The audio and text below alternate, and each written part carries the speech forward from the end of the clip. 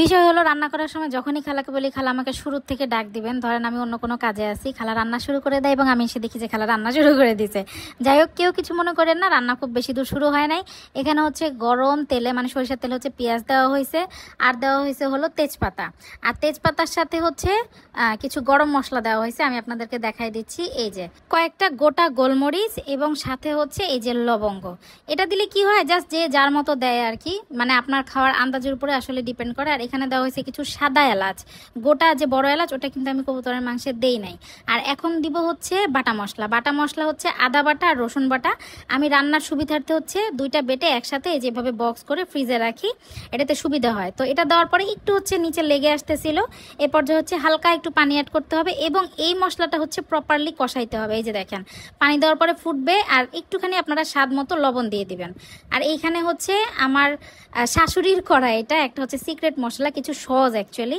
আর হচ্ছে সামান্য হলুদ পরিমাণ মতো, যতটুকু আপনাদের লাগে বা খান। যেহেতু কবুতর মানে ছোট থাকে, সো অল্প দিবেন, যতটুকু লাগে একদম অল্প। দেখলেন এই যে আমি 1/2 চামচ দিছি। আর হচ্ছে কাঁচামরিচ, কাঁচামরিচের জায়গায় আপনারা বেটেও দিতে পারেন, গুঁড়ামরিচও দিতে পারেন। আমি যেহেতু গুঁড়ামরিচ একদমই খাই না, তো আমি হচ্ছে কাঁচামরিচ দিয়ে দিলাম। এবং এগুলা কিন্তু খুবই, দেখেন পানিটা আবার কিন্তু ঘন হয়ে আসছে। খুবই ভালো মতো মশলাটা কষাইতে হবে। মশলা কষানোটাই হচ্ছে মেন, মশলার উপরেই কিন্তু অ্যাকচুয়ালি স্বাদটা ডিপেন্ড করে। তো এখানে মশলা অনেকটা কিন্তু কষে আসছে, তেলটা উপরের দিকে চলে আসা পর্যন্ত কিন্তু একটু ধৈর্য নিয়ে কষাতে হবে। লেগে গেলে হালকা একটু পানি দিতে হবে, এইভাবে কষাতে থাকতে হবে। আর এইখানে হচ্ছে 2টা কবুতর আছে, এই যে ধুয়ে কেটে একদম পরিষ্কার করে রাখা। আর বাটা মশলা আমার কাছে মনে হচ্ছিল যে একটু কম হয়েছে, তো এই পর্যায়ে হচ্ছে আরেকটু বাটা মশলা দিয়ে দিলাম।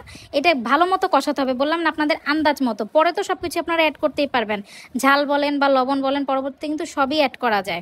তো এখানে ভালো মতো কষে যত কষাবেন, আমি বারবারই বলি যতই কষাবেন তরকারি কিন্তু অত মজা হবে। আর এখন হচ্ছে সুন্দর মতো কবুতরগুলো হচ্ছে ঢেলে দিব, এবং ঢালার পরে হচ্ছে ওইটাও ভালো মতো নেড়ে চেড়ে কষাইতে হবে মাংসটা সিদ্ধ হওয়া পর্যন্ত। এখানে 2টা কবুতর, ভাবা যায় ছোট ছোট তো, এই জন্য বোঝা যায় না। আর কবুতরের মাংস কিন্তু ছোট হলেও ভাই, ওই যে বলে না ছোট মরিচের ঝাল বেশি, ওইরকম কবুতর কিন্তু হাই কোলেস্ট্রল।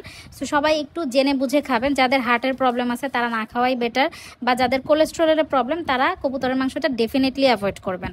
তো এইভাবে মাখা মাখা হয়ে যাবে, আপনারা পরিমাণ মতো হচ্ছে পানি দিবেন, কষাবেন এইভাবে। অনেকে ঝোল চাইলে ঝোলও খেতে পারেন, আবার চাইলে ভুনাও খেতে পারেন, বাট আমি হচ্ছে ঝোল দিব, বারবার কষাবো, আর হচ্ছে লাস্টে গিয়ে যে ভুনাটা, এই ভুনাটাই হচ্ছে রাখবো। আর এই ভুনাটাই কিন্তু গরম ভাতের সাথে খাইতে সবচেয়ে বেশি মজা। আর সত্যি কথা, ওই দিন এই রান্নাটা এত এত মজা হয়েছিল, আমি আসলে লাস্টের যে ভাত মাখার ভিডিওটা ওইটাই হচ্ছে আমি রাখতে ভুলে গেছি। তারপর আপনারা আই থিঙ্ক দেখে বুঝতে পারতেছেন যে কতটা মজা হবে। এইভাবে দেখেন মাখানোটা কিন্তু আপনাদের নিজেদের উপরে একদম, এই যে চলে আসবে যখন একদম ড্রাই হয়ে আসবে, এই পর্যায়েও আপনারা চাইলে নামাই ফেলতে পারেন, চাইলে একটু পানিও অ্যাড করতে পারবেন। আমি এভাবেই খেয়েছি।